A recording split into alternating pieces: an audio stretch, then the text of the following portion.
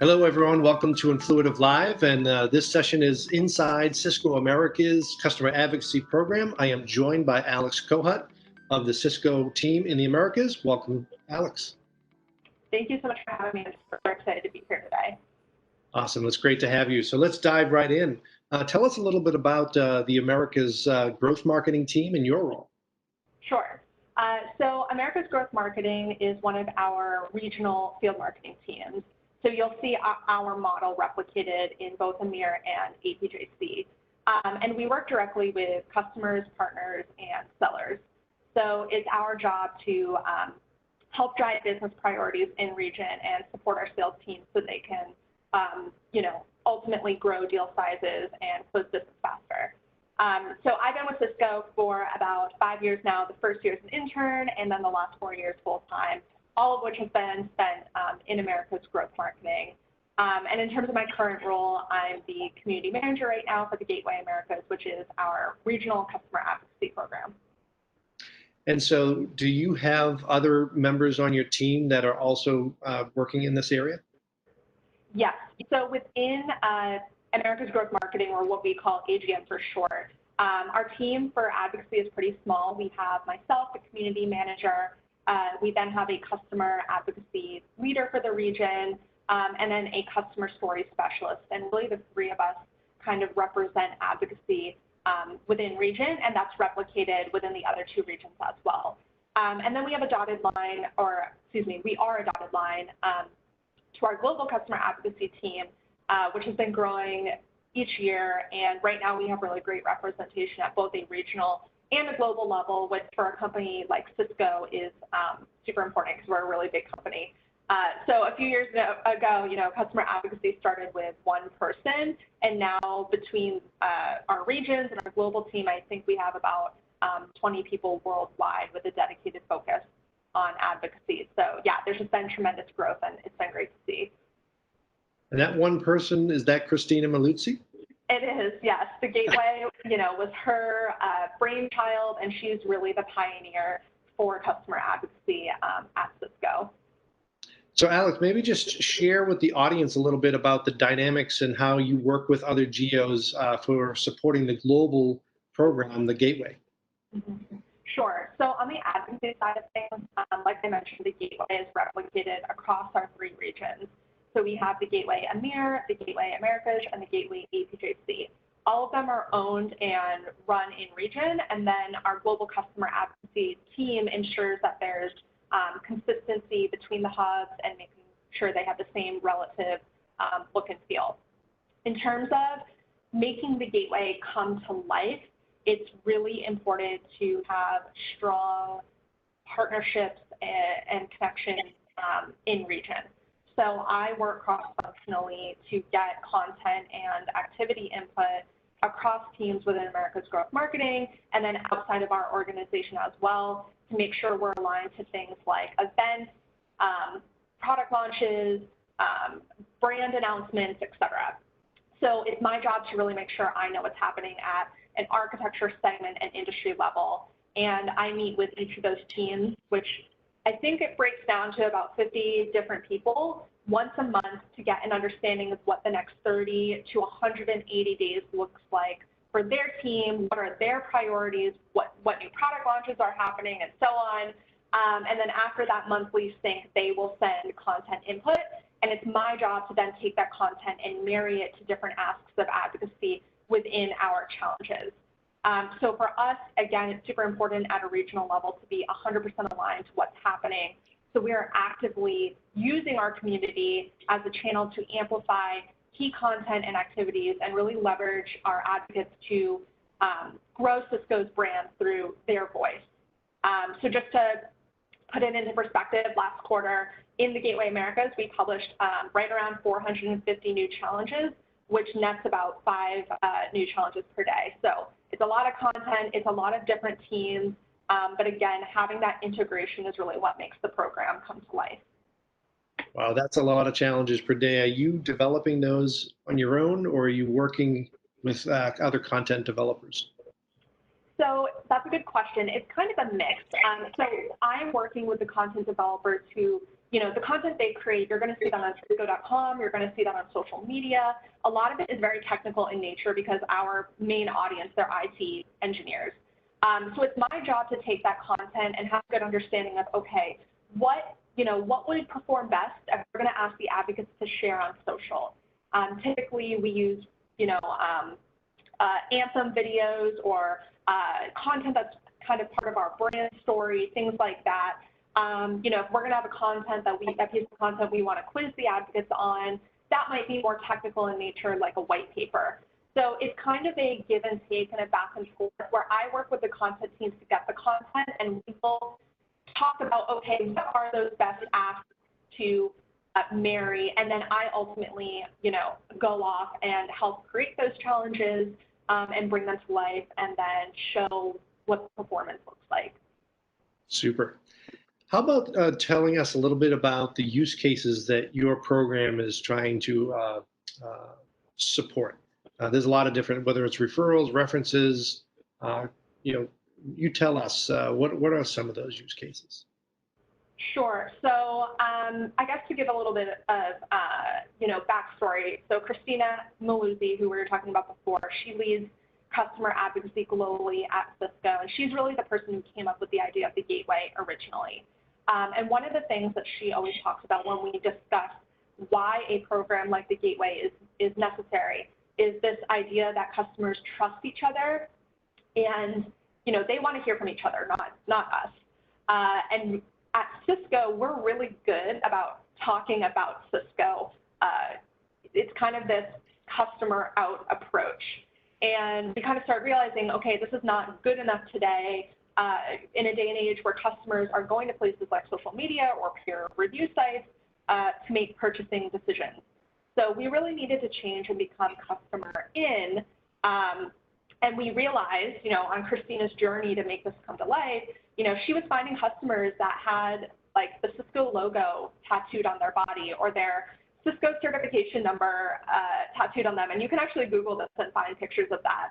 So she wanted to find those customers who are crazy about our brand, bring them together in a platform where they can engage with each other, because we had never really had something like that was just for our customers who are crazy about our brand, and then help raise up those advocates to be vocal evangelists for Cisco.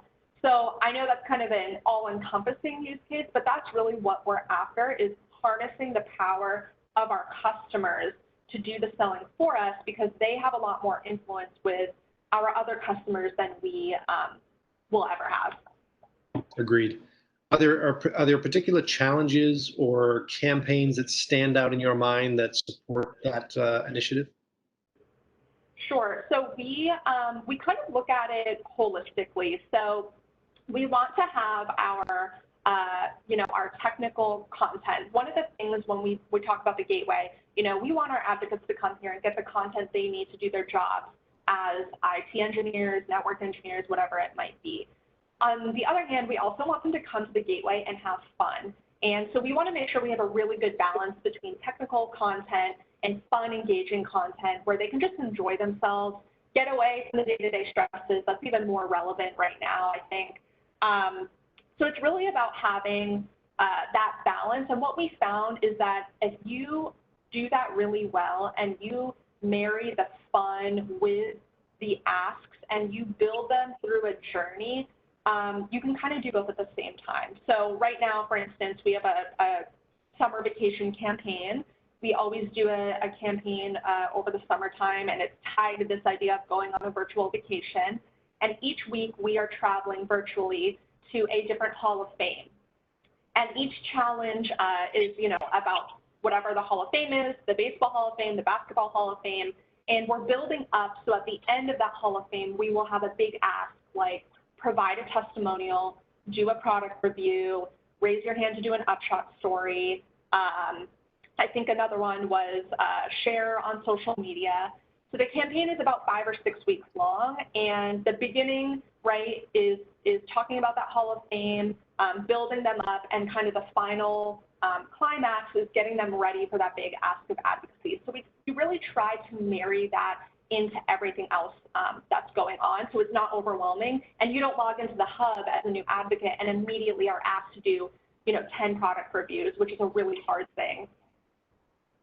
What would you say to either an internal stakeholder or even just someone on the outside that you're explaining the program to and the types of challenges, and you were describing some of the fun challenges, and someone said, well, why are you spending all your time doing some fun stuff? We need to get serious and get going on getting referrals and references. I think, it's about building strong relationships, and you can't go to a customer and say, hey, buy my routers, buy my collaboration solutions. You're going to work really hard to build that relationship and get them to trust you. And it's the same thing with the gateway. We don't want you to log in and immediately feel like we're using you to do all of these things for Cisco. We want you to have fun. We want you to trust us. We want you to buy into the gamification of the platform and feel like we're rewarding you for your participation. And when you're ready, we want you to see those harder asks. So it really is about cultivating these advocacy journeys. So people who are kind of earlier on that journey are not being asked to do things that are not appropriate for how early on they are. And the people who are farther along, like our rock stars, which is kind of our core group of top advocates, those are the people who are ready for those really hard asks.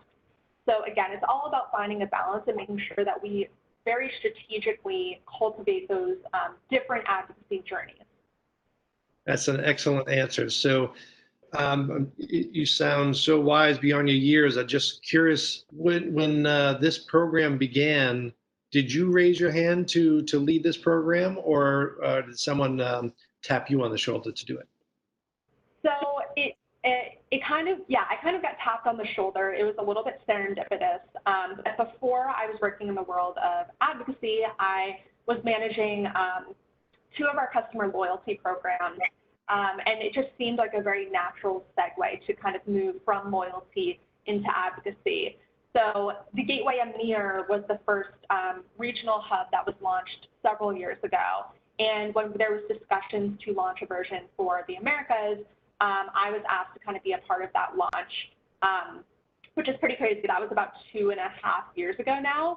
And the rest has just been history. I've been working on the Gateway ever since, and it's been just a really great journey to learn about the ins and outs of advocacy, because I had never even really heard that term before I had become involved with this team. So you mentioned that you started off and you were in customer loyalty. So maybe tell us the difference in your eyes between customer loyalty and customer advocacy.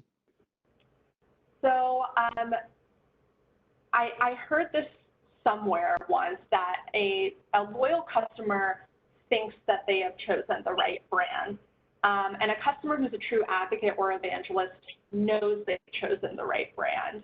So trying to develop our this customer loyalty program I worked on before, it was kind of the earliest stage probably for what we think of in our advocacy journeys, trying to really convince them that, Cisco can do this for you or that for you, whatever it might be. And advocacy is a little bit further along, where we're finding people who are already, for the most part, in love with our brand and figuring out how do we engage them 24/7, how do we make them feel like they're IT superheroes and, they're getting all the Cisco love, and then how do we kind of raise them up so they can be vocal evangelists for our brand. So loyalty and advocacy certainly are interconnected. I think one is kind of at the beginning of that journey and the other is more towards the end. So how do you measure the advocacy program then today? That's a really great question. So I'm sure, like other advocacy programs, demonstrating success and showing how you impacted the business is hard. Right now, we measure success based on key engagement metrics like recruitment, acts of advocacy, challenges completed, social shares, discussions, etc. So for example, in FY20, which our fiscal year just ended, we had about 142,000 acts of advocacy in the Gateway Americas, which was over an 100% increase from the year before. So our team, we're ecstatic about that. We're super excited. It shows we're driving engagement and cultivating a core group of advocates. But if you go to sales and say, we had over 100% growth in engagement, they'll say, that's great, but that doesn't show how you move the needle for the business. So we're at the point now where, the last 2 years has really been about getting the program up and running. And now we're looking at, okay, how do we show that this program is influencing deals and supporting sales and helping activate our sellers? So we're exploring different metrics right now, like wallet share, time to close a deal when advocacy is involved, and a few other things. It's definitely a journey, to figure out which metrics are the right one. And I don't think it's the same program to program. You really have to figure out what's best for you and your company. Well, it sounds like your program's in the optimization phase for your sales organization. Does that mean that you've slowed the effort around expanding and increasing the number of members, or is there more room for growth there? I think there's always room for growth. We like to say anybody can be an advocate. Advocates look different and they advocate in different ways. But, Cisco's a company with 75,000 employees. We have a really big customer base. So there's always room for growth. In-person events have been a main part of our recruitment strategy. That is changing in this new normal. So we're going to have to figure out how do we, recruit virtually? How do we look at different avenues? We still want to expand. We still want to do everything we're doing. But now we also want to turn and really figure out how can we leverage this program to support and activate our sales teams and really help drive the business. Well, as everyone knows, the Influitive platform is behind your program. So maybe tell us, what feature do you see as most helpful right now for your program in general? I think my favorite feature is just the challenges in general. I had never seen anything like this before. And when you are recruiting a new customer to join and you show them what it looks like and how it works and how you get points immediately when you do something, their eyes light up. So I think that gamification feature works so well, particularly for our customer persona, which is, again, are those IT engineers. And I've been doing this for 2 years and I still don't get sick and tired of the challenges. Like I still love them and I still think they're really cool. Well, if you had a magic wand and there was one wish that you had, what would you like to see different or changed around our platform? Sure. So I think maybe reevaluating the discussions forum a little bit. I don't think it's being used by our advocates in the way that we thought they would use it. Right now, it is a lot of our admins, like myself, trying to create discussions for them to then engage with and engage with each other. But we're not seeing our advocates really proactively using that. So potentially, maybe we don't have a discussions forum and instead there's some type of integration with WebEx Teams, which is our own technology. That would be really cool for us to see. I really think the opportunities are endless there. Alex, what do you enjoy most about customer advocacy? I think my answer has to be the advocates themselves. Running an advocacy program, it's very hard. There's a lot of ups and downs, but it's the advocates that really make every minute worth it. I get messages all of the time from them, and I recently got a message in June saying, thank you for what you do. You've completely changed my view of Cisco. I'm so passionate about this community. And that made my whole day and my whole month. I get a lot of messages like this and a lot of positive feedback that, they appreciate that Cisco is investing in them this way. And I have literally had an advocate tell me it really feels like a change from how can we sell to you to how can we help you. And that's why I do what I do. If I can move the needle with even just one customer, then it's worth it. Well, congratulations on that fantastic feedback and to the program in general. And I think that's a great note to end on. So Alex, thank you so much for your time. I hope anybody in the audience, if you have any additional questions you'd like to ask them in the discussion area below, feel free to do so and enjoy the rest of the show. Thanks, everyone. Bye. And now it's everyone's favorite question time. Let's get asking.